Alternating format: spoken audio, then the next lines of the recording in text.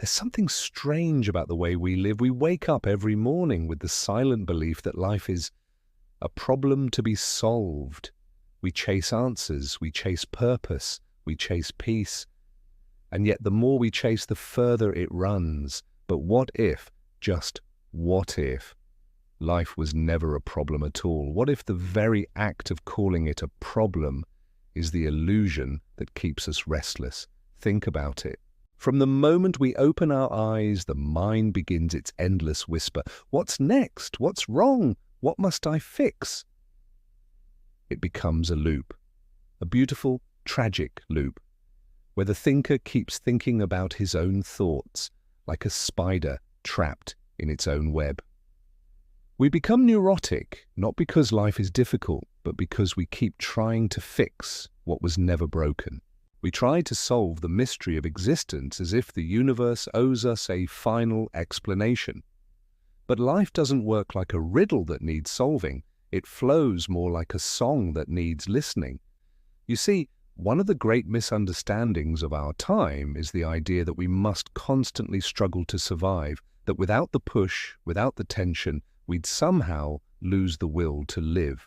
But the tree doesn't strain to grow, the river doesn't force itself to flow, the stars don't panic about shining, they simply express what they are.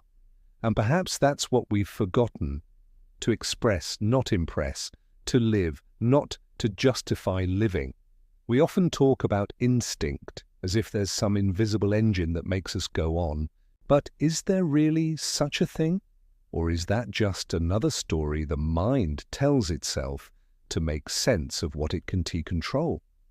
Because when we look closely, we find that survival happens naturally, not because of a ghostly instinct behind it, but because the universe itself is living through us. Life doesn't push you forward, it unfolds you moment by moment like a flower that was never in a hurry to bloom.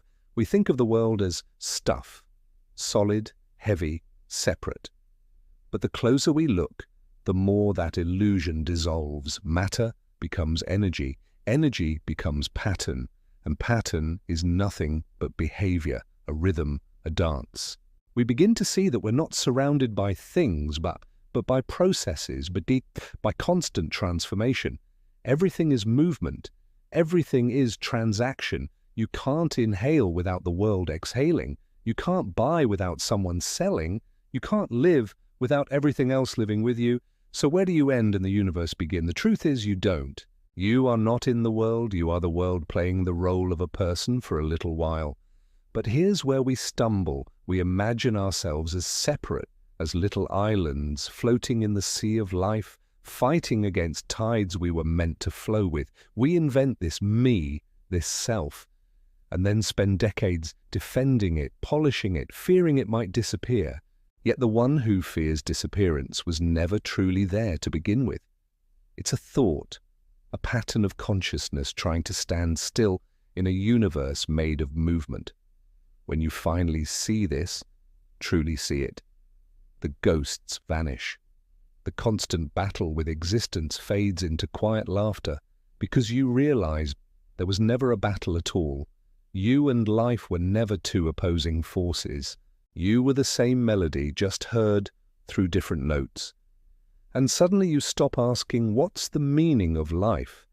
And start feeling it, like the wind moving through your fingers, or the heartbeat that was never yours alone.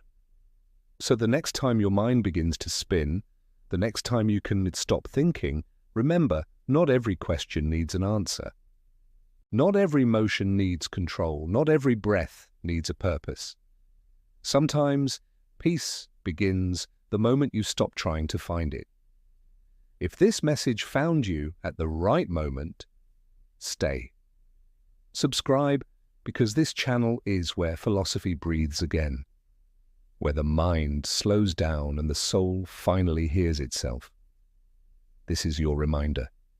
You were never lost, only thinking too much.